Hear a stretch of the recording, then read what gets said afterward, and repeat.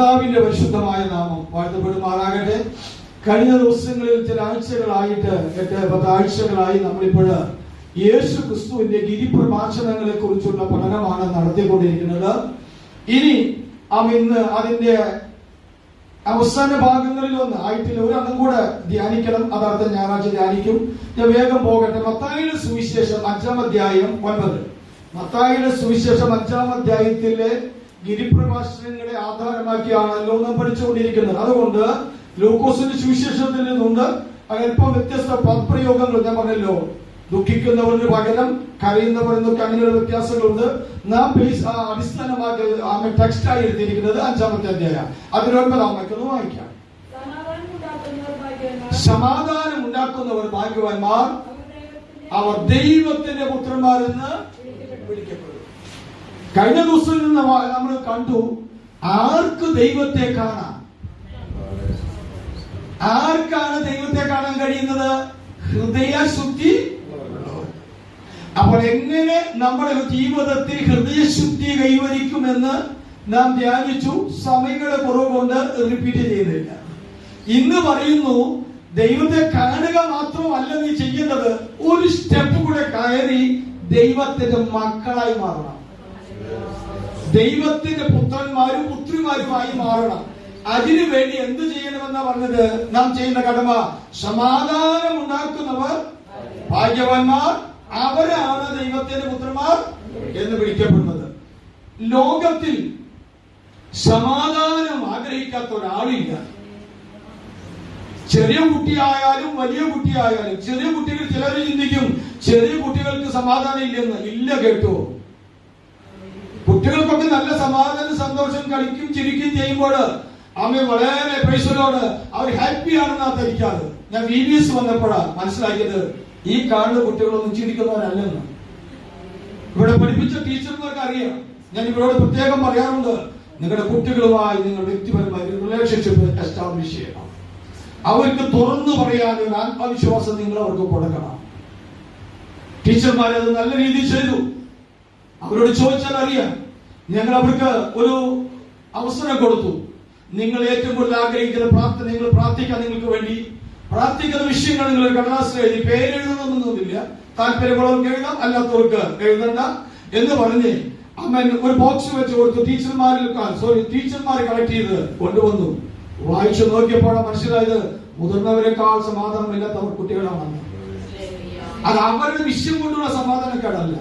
ഒരു കുട്ടി എഴുതിയത് ഇങ്ങനെയാണ്, പ്രീസലോട്, എന്റെ അച്ഛൻ ഭയങ്കര മദ്യപാനിയാണ്. അദ്ദേഹം കുടിച്ചു വന്ന് ഞങ്ങളുടെ വീട്ടിലെ സാധനങ്ങളെല്ലാം അടിച്ചു നശിപ്പിക്കുകയും ഞങ്ങൾക്ക് ഭക്ഷണമില്ലാതെ കെടുക്കുകയും അപ്പൊ ഞങ്ങളുടെ വീട്ടിലെല്ലാം വലിയ കടം വന്ന് തീരുകയും കടക്കാർ വന്ന് ശല്യപ്പെടുത്തുകയും ചെയ്തുകൊണ്ടിരിക്കുന്നു. എഴുതിയത് മുതിർന്ന വലിയ കുട്ടിയല്ല, 6-ാം ക്ലാസ്സിൽ പഠിക്കാനൊക്കെ കുറിച്ചാണ്. മനസ്സിലായോ? ദൈവമക്കളെ, നിങ്ങൾ ഈ കാണുന്ന ചിരിക്കുന്നവരെല്ലാം സന്തോഷമുള്ളവരാണെന്ന് വിചാരിക്കുന്നു നിങ്ങൾക്ക്? ഈ ലോകം ഒരു മായാകാഴ്ചയാണ്. ലോകം ഒരു മായാകാഴ്ചയാണ്. ഒരിക്കൽ ഒരു പെൺകുട്ടി ബസ് സ്റ്റോപ്പിൽ നിൽക്കുകയാണ് ജോലിക്ക് പോകാൻ. ജോലിക്ക് പോകുമ്പോൾ എന്നും ബസ് സ്റ്റോപ്പിൽ അവൾ ബസ് കാത്ത് ഇടിച്ച് കയറി തൂങ്ങിക്കിടന്ന് പോകുമ്പോൾ അവൾ അതിന് മുമ്പേ കാണാറുണ്ട്. അവള് കൂട്ടുകാരി കൂടെ കോളേജിൽ പഠിച്ച പെൺകൊച്ച് അവളെ ഭർത്താവിന്റെ പിന്നിൽ ബൈക്കിലിരുന്ന് അയാളെ ചുറ്റിപ്പിടിച്ചിരുന്നിട്ട് വണ്ടി ഓടിച്ച് അവർ പോകുന്നതാണ്. അവൾക്ക് എന്ത് അസൂയ തോന്നി. അവൾ എന്ത് ഭാഗ്യവതിയ, എന്ത് സ്നേഹമുള്ള ഒരു ഭർത്താവിനെ അവൾക്ക് കിട്ടി.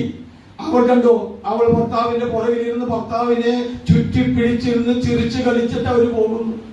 ഒരു ദിവസം സന്ദർഭവശാൽ ഇവർ രണ്ടുപേർക്കും കൂടി കണ്ടുമുട്ടുവാൻ ഒരു ഒക്കേഷൻ കിട്ടി വന്നു. അവൾ പങ്കെടുത്തു. ഇവള് പറഞ്ഞു, എന്റെ ഭർത്താവ് ഇന്ന് വരെ എനിക്ക് വണ്ടിയിൽ പുറകെ ഇരുത്തിയിട്ടില്ല, എന്നെ എവിടെയും കൊണ്ടാക്കൂല, പൊക്കോളം പറഞ്ഞ് പൈസ തരും, ഞാൻ പോകും വരും. അതൊന്നാ നീ അത്ര സന്തോഷമുള്ളതാണ്, എനിക്കത്ര നീ എല്ലാ ദിവസവും ഭർത്താവിന്റെ അരക്കട്ടും പിടിച്ച് ബൈക്കിലിരുന്ന് ചിരിച്ചു പോകുന്ന ഞാൻ കാണുമ്പോൾ എനിക്ക് നിന്നോട് അസൂയ എന്ന് പറഞ്ഞു. അവള് പറഞ്ഞു, നീയാ ഭാഗ്യവതി, നീ എങ്ങനെ പാപ്പോട് വെച്ച് ഞാൻ എങ്ങനെ ഭാഗ്യവതി, എന്റെ ഭർത്താവ് ഇതുവരെ എന്നെ കൂടെ വന്നിട്ടില്ല. അവള് പറഞ്ഞു, ഞാനേ സന്തോഷം കൊണ്ടല്ല അവൻ ഞാൻ കട്ടുപിടിച്ചിരിക്കണ, അവന് വെട്ടിത്തണ്ടിരിക്കാന തള്ളിയിട്ട് അവനും കൂടെ പോകണല്ലോ. അതിന് വേണ്ടി മുറുക്കി പിടിച്ചു. എങ്ങനെയുണ്ട്? കാരണം ഇവള് പറയാണ്, ഈ മനുഷ്യൻ ഭയങ്കര ദുഷ്ടനാണ്, ഇവൻ എന്ത് ചെയ്യുന്ന വണ്ടി ഓടിക്കുമ്പോ സകല വെട്ടിലും ചാടിക്കും. ഞാൻ വീണിട്ട് അവിടെ കിടക്കാൻ വേണ്ടിയിട്ടാണ്. അപ്പൊ ഞാൻ അങ്ങനെ വിട്ടുകൊടുത്തില്ല. ഞാൻ മുറുക്കെ പിടിച്ചിരിക്കുക. എടാ പൊന്നുമാനം, ഞാൻ വീണ്ടെങ്കിൽ നീയും കൂടെ കാണുന്നു. ഇതാണ് ഈ ലോകം. കാണുന്നതല്ല സത്യം, കാണുന്നതല്ല സത്യം. നീ കണ്ടറിയിക്കുന്ന കാര്യങ്ങളല്ല, ഗ്രഹിക്കുന്ന പോലെയല്ല പലതും. പലതും ബോംബിന് തുല്യമായി നീറിപ്പോകുന്ന പടക്കത്തിന്റെ കടയിൽ അവൻ മരുന്ന് അവൻ പൊലിക്കകത്ത് അവൻ ഇരിക്കുന്ന ഭയത്തോടിരിക്കുന്ന മനുഷ്യനെ പോലെ മനുഷ്യൻ ഭീതിതരായിരിക്കുന്നത്. ലോക രാജാക്കന്മാർ ലോക നേതാക്കന്മാർ ഒരുപക്ഷെ കൂട്ടം കൂടിയിരുന്ന് ചർച്ച ചെയ്തിട്ടുള്ള ഏറ്റവും വലിയ വിഷയം ഒരുപക്ഷെ സമാധാനം എങ്ങനെ കൈവരിക്കാമെന്നുള്ളതാണ്. ഇന്ത്യ അണുബോംബുണ്ടാക്കി ശൗര്യദിനമാകെ ആചരിക്കാറുണ്ട് എല്ലാ വർഷവും നമ്മുടെ ആളുകൾ. നമുക്കൊരു പ്രധാന പ്രസിഡന്റ് ഉണ്ടായിരുന്നു. കുട്ടികൾക്ക് അറിയുമെന്ന് അറിയില്ല. ബോംബുണ്ടാക്കാൻ പോയി കല്യാണം കഴിക്കാൻ പറഞ്ഞ മനുഷ്യൻ അറിയോ നിങ്ങൾ കുട്ടികള്? ബോംബുണ്ടാക്കാനേ ജീവിതം പറഞ്ഞ മനുഷ്യൻ അബ്ദുൽ കലാം. ബോംബ് മേന പേര് ലോകം വിളിക്കുന്നത്. അദ്ദേഹം നമ്മുടെ പ്രസിഡന്റ് ആയിരുന്നു. കേട്ട മക്കളെ വലപ്പോഴൊക്കെ വായിച്ചോളൂ. ഞാൻ പല മനസ്സിലായോ? ഇന്ത്യക്ക് ആറ്റം ബോംബ് ഉണ്ടാക്കുവാൻ വേണ്ടി ഹലേലിയ ജീവിതം ഒടിഞ്ഞു വെച്ച മനുഷ്യൻ. ഹലേലിയ ഒരിക്കൽ പത്രപ്രതിനിധി ചോദിച്ചു, എന്റെ കല്യാണം കഴിക്കാഞ്ഞത്? അങ്ങനെ ഒരു സമയം കിട്ടിയില്ല. എന്ത് കിട്ടിയില്ല? ഞാൻ നിന്റെ പഠിപ്പുരെല്ലാം. അങ്ങനെ ജീവിതത്തിൽ എന്തിനു വേണ്ടി അനുഭവം ഉണ്ടാക്കുന്നു? ഇന്ത്യ എന്തിനു അനുഭവം ഉണ്ടാക്കി വെച്ചേക്കുന്നു? അലമാരിയിൽ കൂട്ടി വെച്ചിട്ടുള്ളത് എന്തിനു വേണ്ടിയാണ്? പാകിസ്ഥാനെ ഭയപ്പെടുത്താൻ. എന്തിനു ഭയപ്പെടുത്തണം? അവൻ ഞങ്ങളോട് കടിച്ചാൽ ഞങ്ങൾ ഇത് പ്രയോഗിക്കും. ഇന്ത്യ പൊക്രാനിൽ അണുബോംബ് പൊട്ടിച്ചു. അന്നത്തെ പ്രധാനമന്ത്രിയായിരുന്ന രാജ്യം പോയി ദേശീയ പതാകയുടെ തടൽ നിന്നുകൊണ്ട് ഇന്ത്യ അണുശക്തിയായി പ്രഖ്യാപിച്ചു. അന്ന് രാത്രി പാകിസ്ഥാൻ പ്രസിഡന്റ് പ്രഖ്യാപിച്ചു പച്ചക്കൊടിയിൽ അടുത്തിരുന്ന് പാകിസ്ഥാൻ അണുശക്തിയായി മാറിയെന്ന്. അപ്പൊ ഇവര് സമാധാനം ഉണ്ടാക്കാൻ പോകുന്നത് എങ്ങനെയാ? ഞാൻ നിങ്ങളെ ഭയപ്പെടുത്തി, നിങ്ങൾ എന്നെ ഭയപ്പെടുത്തി. ഭയത്തിന്റെ ആത്മാവിലുള്ള സമാധാനമാണ് ലോകം കണ്ടെത്തിയത്. എന്നാൽ ദൈവവചനം പറയുന്ന സമാധാനം അത് യോഹന്നാന്റെ സുവിശേഷം 14:27 വാക്യം വായിച്ച ഡിസ്പ്ലേ ചെയ്യാൻ കഴിയുന്നില്ല എനിക്ക്. ഇന്ന് എന്തോ ഞാൻ എടുത്തത് തെറ്റിപ്പോയി. അതുകൊണ്ട് പിന്നീട് തരാം. യോഹന്നാൻ 14:17 സമാധാനം ഞാൻ നിങ്ങൾക്ക്, യേശു പറഞ്ഞത് ഇതാണ്, ഞാൻ സമാധാനം നിങ്ങൾക്ക് തന്നു പോകുന്നു. ഞാൻ തരുന്ന സമാധാനത്തിനൊരു പ്രത്യേകതയുണ്ട്. വായിച്ച്, എന്റെ സമാധാനം അടുത്തത് ലോകം തരുന്നത് പോലെയല്ല. സമാധാനം എന്ന വിഷയം അവൻ ലോകത്തിനൊരു അർത്ഥമുണ്ട്, ഒരു നിർവചനമുണ്ട്. വചനത്തിന് ഒരു നിർവചനമുണ്ട്. യേശു പറയുകയാണ്, ഞാൻ തരുന്ന സമാധാനം ലോകം നിങ്ങൾക്ക് തരുന്ന സമാധാനം പോലെയല്ല. ഇന്ന് പകൽ എന്നെ കേൾക്കുന്ന എന്റെ മാന്യ സഹോദരി സഹോദരനോട് ചോദിക്കട്ടെ, നിന്റെ അകത്തുള്ള സമാധാനം എങ്ങനെയുള്ളത്? നാം ഇനി പഠിക്കുന്നുണ്ട് സമാധാനം കൈവരിക്കാനുള്ള വഴികൾ. അപ്പോൾ ഒരു ആത്മപരിശോധന നടത്തിയാൽ മതി. അപ്പൊ യേശു പറഞ്ഞു, സമാധാനം ആർക്ക് തരാൻ കഴിയും? ലോകത്തിന് തരാൻ കഴിയുകയില്ല.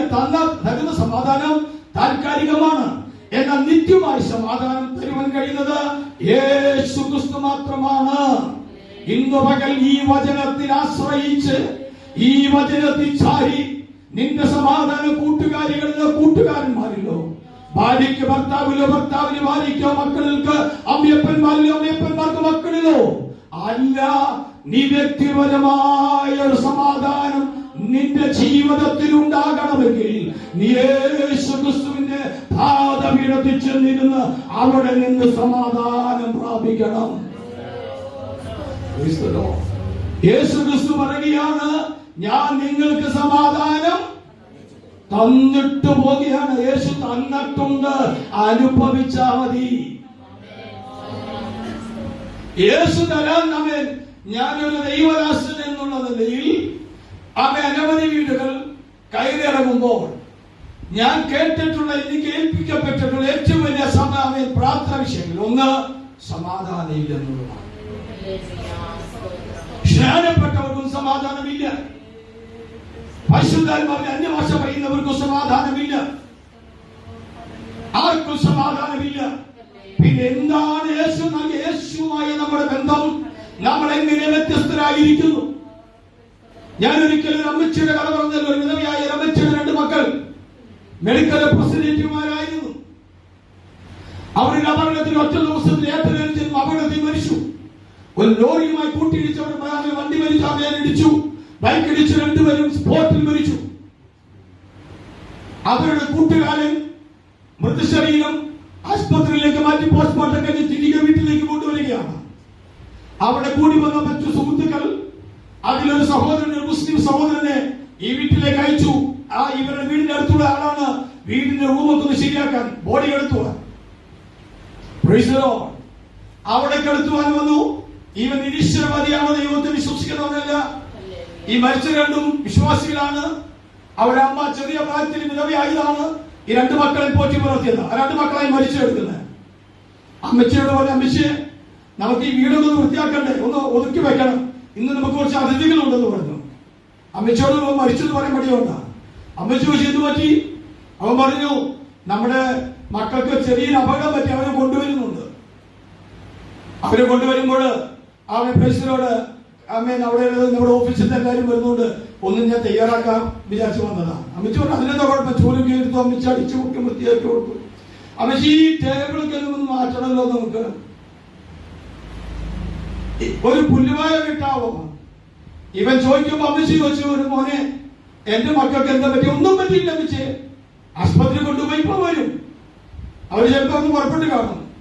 അമ്മച്ചി ചോദിച്ചു എന്റെ മക്കൾ എന്തിനാ പുല്ലുവായി കിടക്കുന്നേ?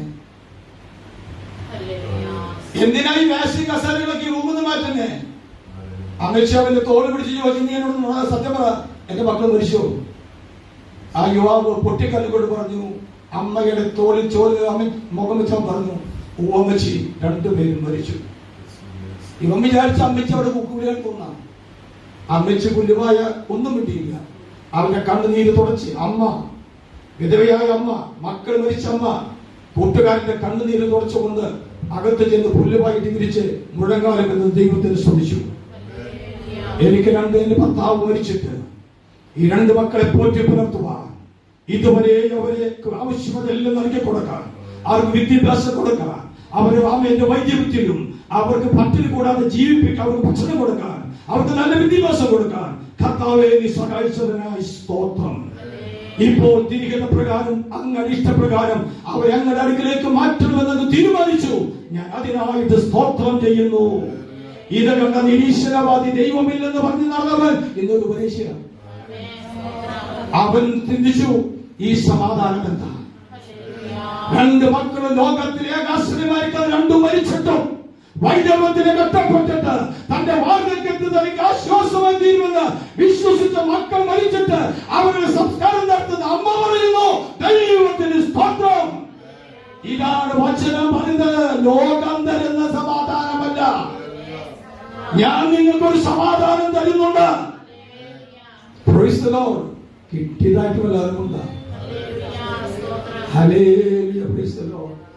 കിട്ടിയതായിട്ട് അതുകൊണ്ട് നമുക്ക് നമ്മുടെ കൈ തന്നിട്ടുണ്ടെന്നാ പറഞ്ഞ്, ഞാൻ നിങ്ങൾക്ക് സമാധാനം തരുന്നു, ഞാൻ തരുന്ന സമാധാനം ലോകം തരുന്ന പോലെയല്ല. ഇനി ബാക്കി കൊടുത്ത് വായിച്ച അവര് വാക്യത്തിന്റെ നിങ്ങളുടെ ഉള്ളം എന്ത് ചെയ്യരുത്? സമാധാനം ഉള്ളിൽ വന്നാലേ എന്ത് ചെയ്യരുത്? അയ്യോ, ഇതൊക്കെ വിശ്വസിക്കാൻ പറ്റുമോ? വെറുതെ എന്ത് ചെയ്യല പറഞ്ഞേ? ഹല്ലേലൂയ. എനിക്കറിയാം പല ഉള്ളങ്ങളും കലങ്ങി കിടക്കുന്നതാണ്. ഇന്നലെ ആ പറയുന്ന അദ്ദേഹം സ്നേഹത്തെ പറയട്ടെ, കലങ്ങട്ടെ. ഹല്ലേലൂയ. ഒരിക്കലും കലങ്ങല്ലേ. ഹൃദയം കലങ്ങി പോകരുത്, ഭ്രമിച്ചു പോകരുത്, പരിഭ്രമിക്കരുത്, എന്താകുമെന്ന് അനിശ്ചിതത്വത്തിലേക്ക് പോകരുത്. ഓ ഹല്ലേലൂയ. കരുതുന്നവൻ ഞാനല്ലയോ, കലങ്ങുന്നവേ ആമേൻ. കരുതുന്ന നല്ലയോ, കലങ്ങുന്നവേ നീ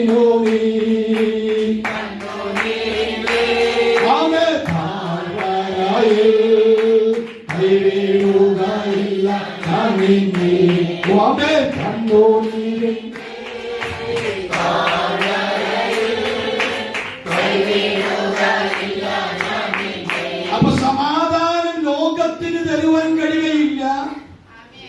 ലോകം കൊടുക്കുന്ന സൂത്രവിദ്യകളിലൂടെ സമാധാനം കൈവരിക്കാൻ കഴിഞ്ഞാലും യേശു പറഞ്ഞു, നിനക്ക് ഞാനൊരു സമാധാനം തരും. ആ സമാധാനം ലോകം തരുന്നത് പോലെയല്ല. അതുകൊണ്ട് എന്ത് ചെയ്യണം? ആ സമാധാനം കൈപ്പറ്റിയവർ എന്ത് ചെയ്യണം? നിങ്ങൾ കലങ്ങരുത്, ഭ്രമിച്ചു പോകരുത്.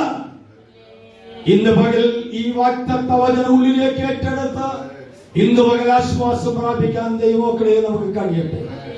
ഹല്ലേലൂയ. ചിന്തകളെയും എല്ലാ മാനുഷിക വൈകല്യങ്ങളെയും ആരോടും പറയാൻ കഴിയാതെ, ആരോടും പങ്കുവെക്കാൻ കഴിയാതെ പൊട്ടി പൊട്ടി കരയുന്ന അനുഭവത്തിൽ നിന്ന്, അത് ഹൃദയം കലങ്ങി മറിയുന്ന അനുഭവത്തിൽ നിന്ന് തിരമാലക വെള്ളപ്പാച്ചലുകള് ഒഴുകി പോകേണ്ട വെള്ളങ്ങൾ അവൻ പൊങ്ങി പൊങ്ങി പൊങ്ങി അവൻ മതില് കഴിഞ്ഞു, മറമ്പ് നിറച്ചു, അവൻ അകത്തു കയറി നിലകളൊക്കെ ഉയർന്നു വരുന്ന പോലെ ജീവിതത്തിൽ പ്രശ്നങ്ങൾ പങ്കുവെക്കാൻ അവൻ കഴിയാത്ത രീതിയിൽ പ്രതിസന്ധികൾ നിറഞ്ഞുകൊണ്ട് ഹൃദയം കലങ്ങിക്കൊണ്ട് ഭാരപ്പെടുന്ന ജീവിതമേ, ഇന്ന് മകൻ ദൈവത്തിനോട് പറയുന്നു, നിന്റെ ഹൃദയം കലങ്ങരുത്,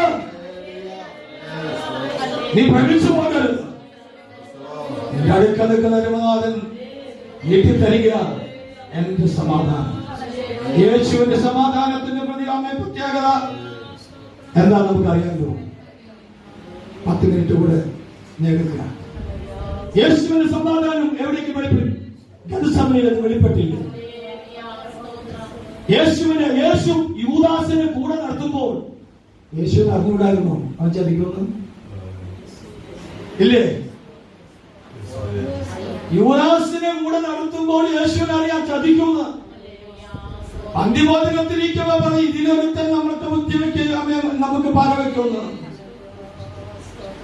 ഗെത്സമനിയിൽ പിതാവിനോട് ഹൃദയം പൊട്ടി പ്രാണഭയത്തോടെ കരഞ്ഞു. ഉറങ്ങിക്കിടക്കുന്ന ശിഷ്യന്മാരോടൊത്തി എഴുന്നേറ്റ് നിന്ന കർത്താവിന്റെ അടുക്കിലേക്ക് പള്ളിപ്രമാണിമാരും പട്ടാളക്കാരും യൂദയോടുകൂടെ വരുമ്പോൾ യേശുവിനെ വിളിച്ചത് ലക്ഷാദിയ എന്നല്ല. യേശു യൂദയെ വിളിച്ച പേരെ സ്നേഹിത, അതാ സമാധാനം. നീ പല വന്ന കാര്യം വിളിച്ചിട്ട് പോകണം. ഹല്ലേലൂയ. പത്രോസിന് ശൗര്യം കൂടി കയ്യിലുള്ള വാളുകൊണ്ട് മർക്കോസിന്റെ കഴുത്തിന് വെട്ടി. പത്രോസിന് ഉന്നം കൂടിയതുകൊണ്ട് ചെവില കൊണ്ട് അല്ലേ? ആരെങ്കിലും ചെവി മുറിക്കാൻ വാളുപിടിച്ചുവോ? യേശുവിനെ പിടിച്ച മർക്കോസിനെ അവന് പക്ഷെ യേശുവിന്റെ കൈ പിടിച്ചത് അവനായിരിക്കാം. വാള് കൊണ്ട് വീശി ചെവി പോയി. യേശു ആ ചെവി എടുത്ത് ഒറ്റവെച്ചുകൊണ്ട് പറഞ്ഞു, അവൻ സൗഖ്യമാക്കി വിട്ടു. പത്രോസ് പറഞ്ഞു, ഇതൊക്കെ പ്രതിസന്ധി നടുവിൽ സമാധാനം കാണിക്കാൻ പറ്റുമോ? 10,000 അന്യഭാഷയൊക്കെ നല്ലതാ. പ്രശ്നത്തിന് നടുവിൽ വെളിപ്പെടേണ്ടതാ ദൈവകൃപ. ഹല്ലേലൂയ. അവൻ ദൈവമക്കളെന്ന് കഴിഞ്ഞു. കാൽവരി കുരിശിന്മേലെ ഗബദ കത്താളത്തിൽ എല്ലാം വെളിപ്പെട്ട സമാധാനം. ആ സമാധാനമാണ് യേശു നമുക്ക് തന്നത്. യേശു ക്രിസ്തുവിനെ കുറിച്ചൊന്ന് പഠിച്ച സുവിശേഷത്തിന്റെ അവസാനത്തെ അധ്യായങ്ങൾ മാത്രം ഒന്ന് വീട്ടിൽ പോയിട്ടൊന്ന് വായിക്കേ. സമയം കിട്ടുമ്പോഴൊക്കെ ഈ ആഴ്ച വായിക്കേ. അവിടെ യേശു ക്രിസ്തുവിന്റെ അകത്ത് പിതാവായ ദൈവം നിക്ഷേപിച്ച അവിടെ അവൻ ക്രിയേറ്റ് ചെയ്യപ്പെട്ട സമാധാനം, അതിന്റെ പ്രവൃത്തികളെ കണ്ട് അതൊന്ന് അനുകരിക്കാൻ ശ്രമിച്ചു നോക്കിയേ. നമ്മുടെ അകത്ത് സമാധാനം, യേശു തന്ന സമാധാനേ കർത്താവിന്റെ സമാധാനം, അവൻ അനുഭവിച്ച സമാധാനം, അതാ നമുക്ക് തന്നത്. ഹല്ലേലൂയ. ഇനി സമാധാനം കിട്ടാനുള്ള വഴികൾക്ക് ഒന്ന് പറഞ്ഞു തരാം. സമയങ്ങളെ വേഗം പോകാം. വേഗം വായിക്കണം. ലൂക്കോസിന്റെ 14 വായിച്ച്.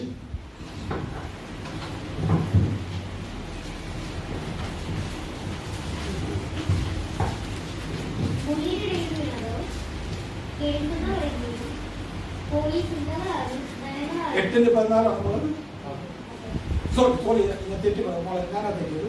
2ന്റെ 14.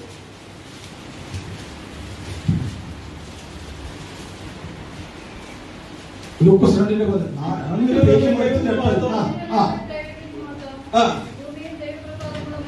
യേശു ക്രിസ്തു ജനിച്ചപ്പോൾ കേട്ട ഒരു ക്രിസ്മസ് കരോളാണ് പാട്ട്. Hallelujah, praise the lord. ദൂതന്മാര് പാടിയൊരു പാട്ടാ. അതിന്റെ അകത്ത് സമാധാനത്തിന്റെ ഒരു സോഴ്സ് വന്നിട്ടുണ്ട്. അപ്പൊ ആദ്യത്തെ സമാധാനത്തിന്റെ വഴികൾ ഒന്ന് യേശു തരുന്നതാണ്. അത് എഴുതി വെക്കുന്നവർക്ക് എഴുതി വെച്ചേക്ക്. സമാധാനം യേശു ക്രിസ്തു തരുന്നതാണ്. 2, ഇപ്പൊ നമ്മൾ വായിച്ചത് ദൈവപ്രസാദമുള്ളവർക്ക് കിട്ടുന്നതാണ്. അത്യുന്നതങ്ങളിൽ ദൈവത്തിന് മഹത്വം, ഭൂമിയിൽ ദൈവപ്രസാദമുള്ള ആർക്കാ സമാധാനം? ആ വാക്കുകൂടി ചേർക്കണം, മനുഷ്യർക്കാണ്, പക്ഷെ എല്ലാവർക്കും അല്ല. ദൈവപ്രസാദമുള്ളത്. അപ്പൊ ഇന്ന് പകൽ സമാധാനം കിട്ടുന്ന ഒരു രണ്ടാമത്തെ സോഴ്സ് എവിടെയാണ്? യേശു ക്രിസ്തുവിന് പ്രസാദകരമായി, ദൈവത്തിന് പ്രസാദമായുള്ളത് ചെയ്യണം. യേശു സ്നാനപ്പെടാൻ യോർദാനിലേക്ക് ചെന്നു. സ്നാന വെള്ളത്തിൽ ഇറങ്ങി സ്നാനം കഴിച്ചു. നോക്കുമ്പോൾ ഒരു ശബ്ദം കേട്ടു. എന്താണ് ശബ്ദം? ഇവനെന്റെ, നിങ്ങളോട് ചോദിച്ച സമയം പോകും, ഇവനെന്റെ പ്രിയപുത്രൻ, ഇവനെന്നെ പ്രസാദിച്ചിരിക്കുന്നു. ഇനി ഒരു കാര്യം നിങ്ങൾ മനസ്സിലാക്കണം. എന്താണ് ദൈവത്തെ പ്രസാദിപ്പിച്ച യേശു ചെയ്ത കാര്യം? യേശു ചെയ്ത കാര്യം എന്താണ് ദൈവത്തെ പ്രസാദിപ്പിച്ചത്? ഞാൻ വേഗം പോവാ, നിങ്ങളെ കൂടെ ഓടിക്കും. യേശു സ്നാനം ഏറ്റവും യോഹന്നാനിങ്ങനെ സ്നാനപ്പെട്ടുകൊണ്ടിരിക്കുക. സ്നാനപ്പെട്ടുകൊണ്ടിരിക്കുമ്പോൾ ഹല്ലേലൂയ, യേശു സ്നാനം കഴിക്കാൻ വന്നപ്പോൾ യോഹന്നാൻ പറഞ്ഞു, അല്ല, ഞാൻ നിന്നെയല്ല, നീ എന്നെയാണ് എന്ത് ചെയ്യേണ്ടത്? സ്നാനപ്പെടുത്തുന്നത്. യേശു പറഞ്ഞു മറുപടി, അതെങ്കിലും ഓർക്കുമല്ലോ നിങ്ങളെന്ന് പറഞ്ഞു. ഇങ്ങനെ സകല ദൈവത്തിന്റെ നിശ്ചയിക്കപ്പെട്ട തിരുഹൃദയത്തിൽ ദൈവത്തിന്റെ കാര്യപരിപാടിയുടെ വാക്കമാകുന്ന നീതി യേശു തന്റെ ജീവിതത്തിൽ ചെയ്തു. നീതി എന്നത് നമ്മൾ കഴിഞ്ഞ ദിവസം ധ്യാനിച്ചതാണ്. ഒന്നും കൂടെ നാളെ അടുത്ത ദിവസങ്ങളിൽ നമ്മൾ വായിക്കുമ്പോൾ ദൈവം അനുവദിച്ച് ഞാൻ പറഞ്ഞതാണ്. നീതി എന്ന് പറഞ്ഞാൽ ഒറ്റവാക്കിൽ ഒരു വലിയ നിർവചനം പറയാം. ദൈവത്തിന്റെ പദ്ധതിയിൽ നാം പങ്കാളികളെ ചെയ്യുമ്പോൾ അതെങ്ങനെ നമ്മുടെ ജീവിതത്തിൽ ദൈവം ആഗ്രഹിക്കുന്ന പോലെ നമ്മുടെ ജീവിതത്തിലേക്ക് പകർത്തുന്നുവോ അതാണ് നീതി. അഥവാ ദൈവം അനുഷ്ഠിക്കുവാൻ ദൈവം കൽപ്പിച്ച കാര്യങ്ങൾ ജീവിതത്തിൽ അനുവർത്തിക്കുമ്പോഴാണ് ദൈവത്തിന്റെ നീതി നിർവഹിക്കപ്പെടുന്നത്. ആ തിരികെ പ്രകാരമുള്ള നീതിയിലാണ് മനുഷ്യജാതിയാൽ ജനിച്ചവരെല്ലാം സ്നാനപ്പെടണമെന്ന് ദൈവത്തിന്റെ തീരുമാനമാകിയാൽ നമുക്കെല്ലാവർക്കും മാതൃകയായിക്കൊണ്ട് യേശു ക്രിസ്തു, മനുഷ്യനായ യേശു ക്രിസ്തു സകല മാനവജാതിക്കും മുന്നായി ഹല്ലേലൂയ നമുക്ക് മാതൃകയായി ജനത്തിന് യോഹന്നാനാൽ സ്നാനപ്പെട്ട് മാതൃക കാണിച്ചപ്പോൾ ദൈവം പറഞ്ഞു, ഇത് ഞാൻ വെച്ച നീതിയാണ്, ഈ പ്രവൃത്തി അവൻ ചെയ്തതുകൊണ്ട് ഇവരിൽ ഞാൻ പ്രസാദിച്ചിരിക്കുന്നു. നീണ്ടുപോയത് കൊണ്ട് ബുദ്ധിമുട്ടായി മനസ്സിലാക്കാം.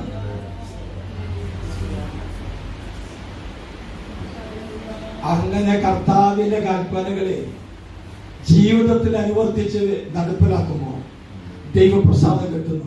ഒപ്പം ബോണസായിട്ട് സാധനം കിട്ടും. എന്താണ്? സമാധാനം. അപ്പൊ സമാധാനം വേണോ? നീ ചെയ്യേണ്ട കാര്യം ചെയ്യണം. ദൈവത്തെ പ്രസാദിപ്പിക്കുക. ദൈവത്തെ പ്രസാദിപ്പിച്ചാൽ എന്ത് ചെയ്യും? നമുക്ക് സമാധാനം കിട്ടും. ഞാൻ വേഗം 2 വാക്കിൽ കൂടി വേഗം വായിച്ചു പോകാനും മുഴുവൻ കുറയ്ക്കും വിട്ടുപോവുകയാണ്. അവൻ നിങ്ങളെ ഒന്ന് വായിക്കാൻ കഴിയുള്ളവർ വേഗത്തിൽ ബൈബിളൊക്കെ വായിക്കണം. കൊലോസ്യർ 1:20. വേറൊരാള് എഫേസ്യർ 2:13 എടുത്ത് വെച്ചാൽ മതി. ആദ്യം വായിക്കുന്നത് കൊലോസ്യർ 1:20, മറ്റത് എഫേസ്യർ 2:13.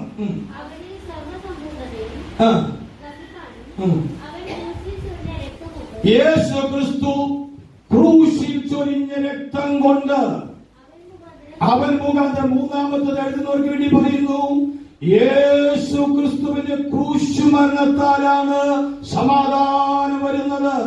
ഒന്ന്, ഇത് യേശു ദൈവത്തിന്റെ ദാനമാണ്. യേശു ക്രിസ്തു തരുന്നതാണ് സമാധാനം. 2, ദൈവത്തിന്റെ പ്രസാദമുള്ളവർക്ക് ലഭിക്കുന്നതാണ് സമാധാനം. 3, ക്രൂശിലെ മരണത്താൽ കർത്താവ് നമുക്ക് വേണ്ടി സമ്പാദിച്ചു തന്നതാണ് സമാധാനം. വായിച്ച മോളെ വാക്യം ഒന്നും കൂടെ. അവനിൽ സർവസമ്പൂർണതയും വസിക്കാനും യേശു ക്രിസ്തു ക്രൂശിൽ ചൊരിഞ്ഞ രക്തം കൊണ്ട് അവൻ മുഖാന്തരം സമാധാനം. യേശു മുഖാന്തരമാണ് സമാധാനം. യേശുവിന്റെ ക്രൂശ് മരണത്തിലാണ് സമാധാനം. ഇന്ന് പകൽ ആ ക്രൂശ് മരണത്തിന്റെ പങ്കാളിയായി തീർന്ന, അതിന് ദൈവം സമാധാനത്തിന് യോഗ്യരായി തീരുവാൻ നമുക്ക് നമ്മുടെ ദൈവം അവകാശം തന്നു. ദൈവം നമുക്ക് അവസരം ഒരുക്കി. അതിനോർത്ത് ഞാൻ ദൈവത്തെ സ്തുതിക്കുന്നു. അപ്പൊ യേശു കർത്താവ് തന്റെ ക്രൂശിലെ മരണത്താൽ സമ്പാദിച്ചു തന്ന, മക്കൾക്ക് തന്ന ഒരു അവകാശമാണ് ഇത്, സമാധാനം. സമയങ്ങളിൽ ഞാൻ പറഞ്ഞു ചോദിച്ച സമയം കഴിഞ്ഞു. അതുകൊണ്ട് ഞാൻ ഇവിടെ അവസാനിപ്പിക്കും.